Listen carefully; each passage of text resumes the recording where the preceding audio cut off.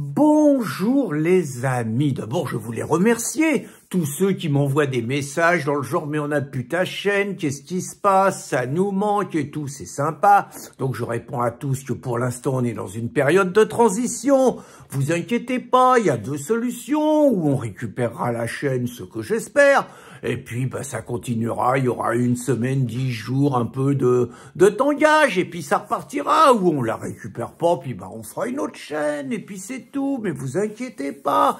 Sinon, je voulais vous raconter, vous vous rappelez ce que disait Coluche, c'est l'histoire d'un mec. Et moi, je vais vous raconter l'histoire d'un mec, et le mec, c'est en plus un pote à moi.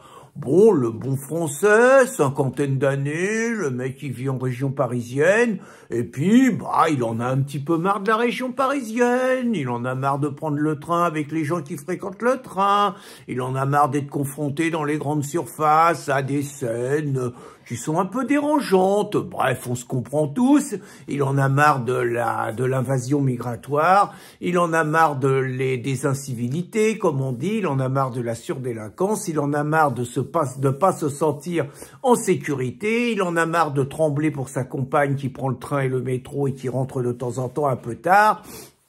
Et donc, il décide de quitter la région parisienne et de s'installer dans un des endroits les plus tranquilles qui soit, la Creuse. Alors la Creuse, un petit hameau, une dizaine de maisons à 2 kilomètres du centre-ville d'une petite ville, très franchement, le truc peinard, il n'a pas beaucoup d'argent, il achète un vieux truc à retaper, il y arrive avec sa compagne et une nouvelle vie doit se présenter à eux. Ils envisagent d'emménager fin janvier, début février de cette année. Et puis, évidemment, ils font des allers-retours pour commencer à déménager, pour bricoler, pour commencer à s'installer. Et là, le copain, il déconne complètement. Je sais pas ce qu'il y a pris. Voilà, je vous dis tout, hein. Voilà, il est dans sa cuisine et il entend sa voisine, une vieille dame de 83 ans avec qui il a des bons rapports, sa future voisine, qui pousse des grands cris, qui paraît terrorisé, et il entend des cris menaçants. Et voilà, c'est l'erreur. Au lieu de fermer sa fenêtre et de dire que ça le concerne pas, au lieu de dire qu'après tout, la vieille dame, elle l'a peut-être cherché, tout ça, ils sont obligés d'aller défendre la vieille dame. Le côté Robin des Bois, c'est plus à la mode, ça. Maintenant, c'est chacun sa gueule, on s'occupe pas des autres et tout. Mais le copain, il est un peu vieille France et donc, il considère qu'un homme de 50 ans doit défendre contre un voyou une vieille dame de 83 ans. Et donc, comme il a un peu l'habitude de ces choses-là, il préfère ne pas sortir, on va dire, les mains vides, et il prend un coupe-papier avec une lame de 4 cm. Il se trouve donc qu'il s'interpose entre la vieille dame et le gars. Alors le gars, ça a l'air d'être un cas, c'est pas un Meuse, hein, c'est un Français, enfin on peut être Français et Meuse, hein, de papier. Mais... Donc, il s'interpose, alors le gars est un toxico notoire, le gars est un alcoolique notoire, le mec est violent, le mec a déjà été condamné plusieurs fois pour violence et tout, donc il est dans un état, apparemment il est très alcoolisé et il est très menaçant et donc le copain se met devant la vieille dame pour la protéger, l'autre veut pousser le copain avec son coupe-papier, toc, lui met un petit coup dans le bide pour se protéger et donc l'autre part en courant, 4 grammes dans le sang, ça fait pas du bien un petit coup, il est hospitalisé. Et c'est là que les ennuis commencent. Alors déjà, le copain, il a plus le droit jusqu'au procès, pendant 3 mois, il a plus le droit de mettre les pinceaux dans la Creuse. Déjà, hein, le gars, il a défendu une dame âgée, en récompense, il a plus le droit d'aller chez lui continuer à faire son installation.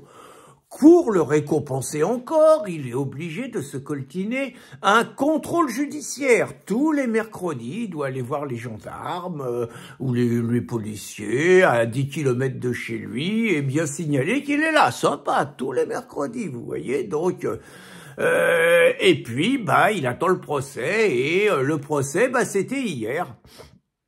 Alors, je vous avoue, pourtant, vous me connaissez, on peut pas dire que je suis toujours très indulgent pour les juges. Mais là, j'avais dit aux copains, écoute, non, je sais qu'ils sont capables de tout, les juges, je sais qu'on a les meilleurs juges du monde, je sais qu'on a le syndicat de la magistrature, je sais que 30% des juges sont membres du syndicat de la magistrature, je sais tout ça.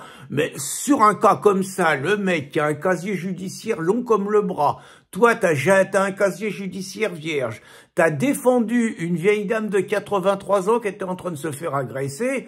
Si franchement, admettons qu'il te colle une amende avec sursis, dans le genre c'est pas bien de prendre un coup de papier puis de percer un peu le bide de l'autre, bon, mettons, histoire de dire que la justice ne peut absoudre quelqu'un qu'on blesse un autre. Mettons, je dis, écoute, tu vas te prendre une prune avec sursis, mais t'inquiète pas, tranquillou. Casson, pas très bon pour les pronostics sur la justice. Le copain, il m'a appelé hier soir, l'a démonté. Il se prend 3 mois de tôle. Il est tombé sur un juge particulièrement agressif contre lui. Alors le juge, je vous ai mis, c'est un mec qui s'appelle Michael Imbert.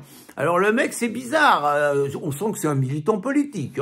J'ai fait des recherches sur lui. Le mec, il a fait des manifs contre Sarkozy. À un moment, il était vice-président d'un tribunal correctionnel parisien.